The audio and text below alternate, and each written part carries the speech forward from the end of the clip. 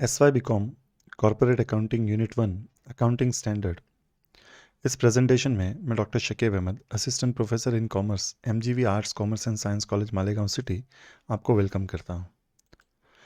Accounting standard समझने से पहले हम ये समझते हैं कि अकाउंटिंग क्या है। तो अकाउंटिंग एक लैंग्वेज है बिजनेस की। लैंग्वेज बेसिकली दो लोगों के बीच में कम्युनिकेशन का एक मोड होता है, कम्युनिकेट करने के लिए एक वे है, एक मीडियम है। जस्ट लाइक अकाउंटिंग भी एक मीडियम है जो कम्युनिकेट करता है financial performances to its users. Financial performances business जो भी डीलिंग्स करता है, बिजनेस जो भी ट्रांजैक्शंस करता है, लेन देन करता है, उन ट्रांजैक्शंस को, उन लेन देन को बिजनेस रिकॉर्ड करता है या कोई भी बिजनेसमैन उसको रिकॉर्ड करता है। और ये जो रिकॉर्डिंग है, ये रिकॉर्डिंग फाइनल सेट्स में उसके यूज़र्स तक पहुंचाना, that will be nothing but financial statements जो हम इनकम स्टेटमेंट और बैलेंस शीट के फॉर्म में प्रिपेयर करते हैं और उसके यूज़र तक ये स्टेटमेंट को पहुंचाते हैं। तो ये कम्युनिकेट करने का काम जो है वो अकाउंटिंग करता है।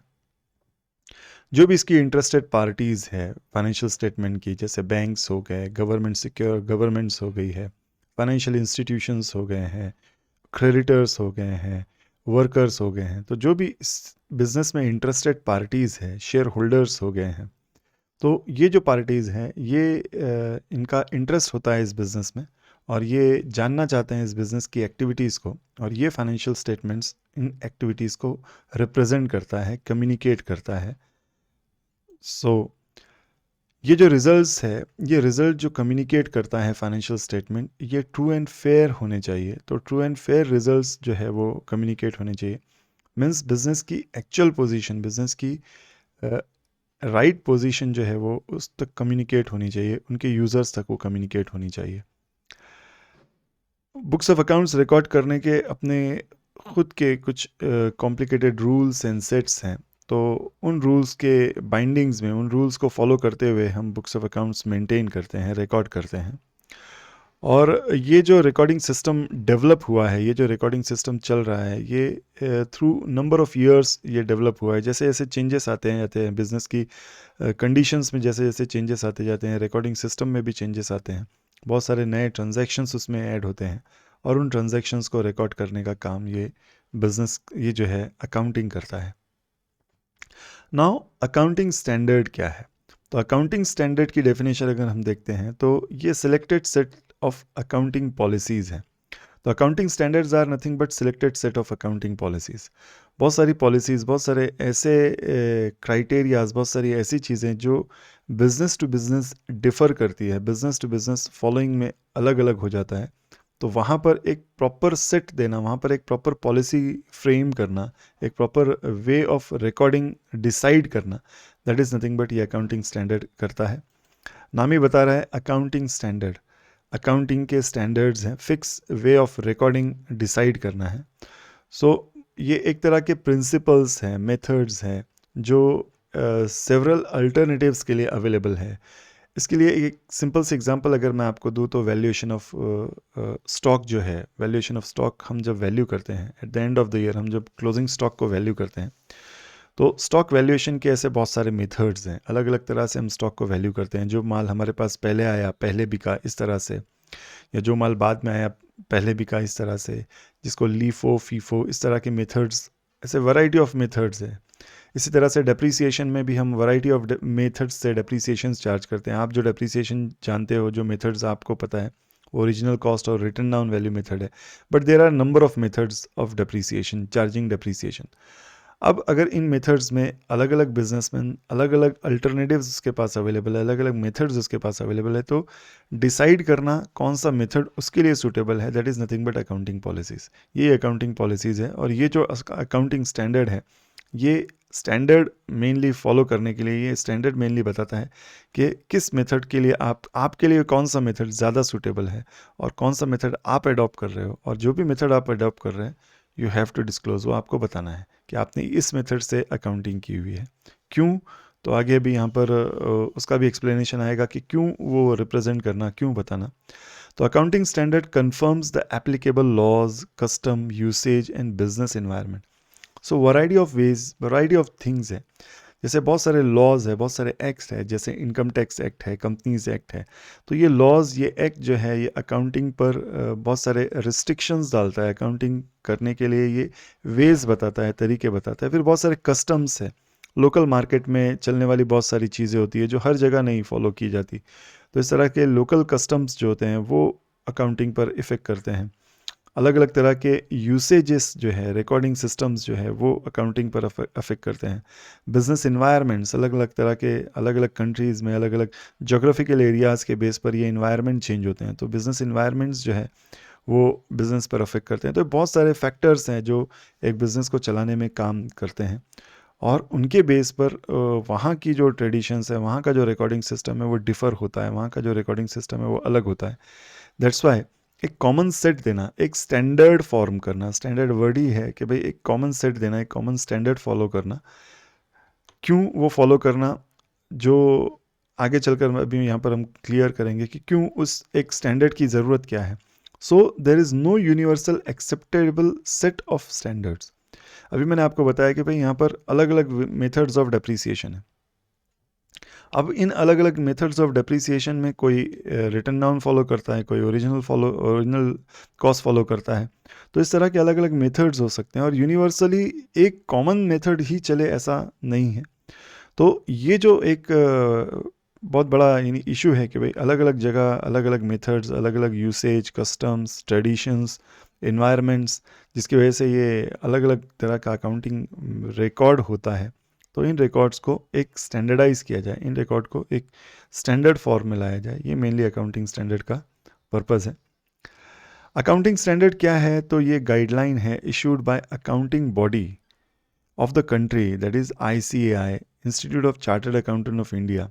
ये अकाउंटिंग रेगुलेटरी बॉडी है जो इंडिया में अकाउंटिंग को रेगुलेट करने का, अकाउंटिंग को चलाने का, किस चीज़ के लिए अकाउंटिंग किस तरह से होगी, किन ट्रांजैक्शंस को किस तरह से रिकॉर्ड करना, ये इंडियन कंडीशंस के हिसाब से।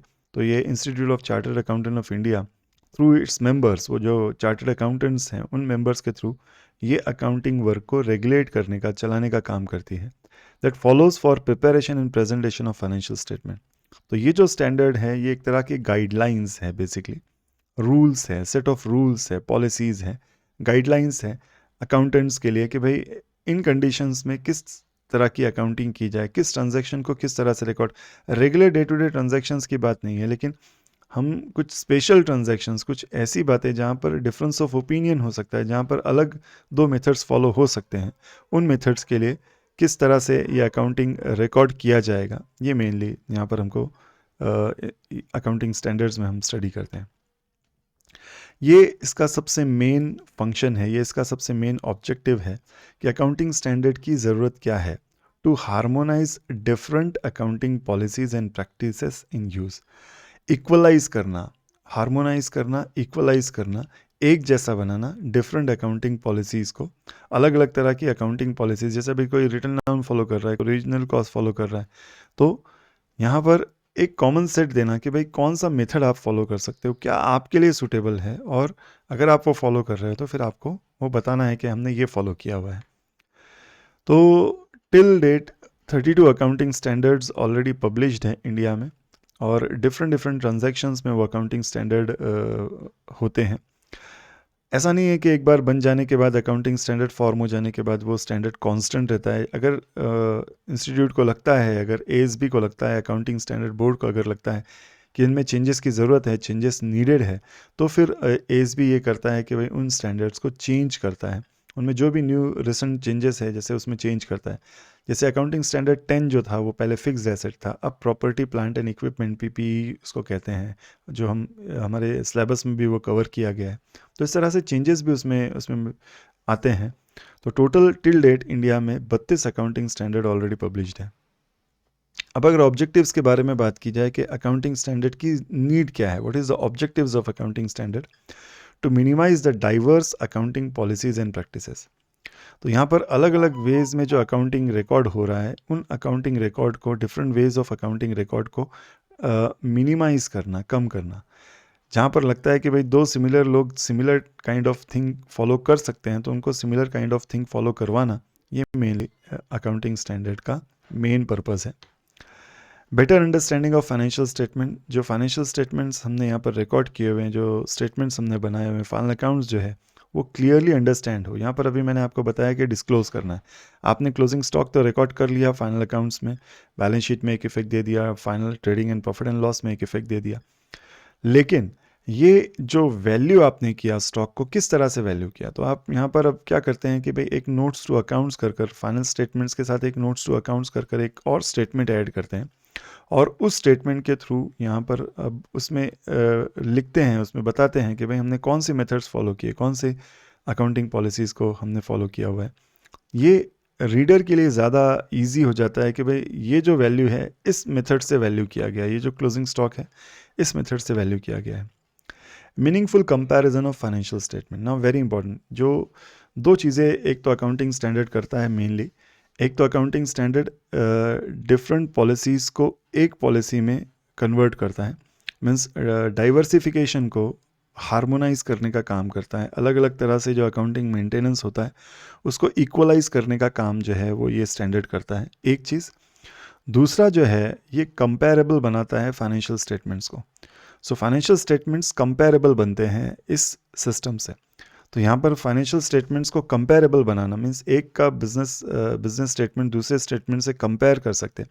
अभी कंपैरिजन दो तरह के होते हैं, एक इंट्रा फर्म और एक inter firm comparison. Intra firm means with in firm, एक साल के फाइनल अकाउंट्स को या एक साल के फाइनेंशियल स्टेटमेंट को दूसरे साल के फाइनेंशियल स्टेटमेंट से कंपेयर करना, that will be nothing but intra firm comparison. और इंटर फर्म कंपैरिजन मीन्स ए कंपनी के फाइनल अकाउंट्स को बी कंपनी के फाइनल अकाउंट से कंपेयर करना, ये जो है ये इंटर। तो ये जो कंपैरिजन है ये ज़्यादा ईजी हो जाएगा। अब यहाँ पर मुझको पता है कि भाई इसने इस मेथड से स्टॉक को वैल्यू किया है, इसने इस मेथड से स्टॉक को वैल्यू किया है, तो वहाँ पर मुझको कंपैरिजन ईजी हो जाएगा। अब अगर दोनों सिमिलर काइंड ऑफ मेथड से स्टॉक को वैल्यू करते हैं तो फिर कंपैरिजन में हम असेस कर सकते हैं कि किसका परफॉर्मेंस बेटर है, कौन बेटर नहीं कर रहा है, इस तरह से।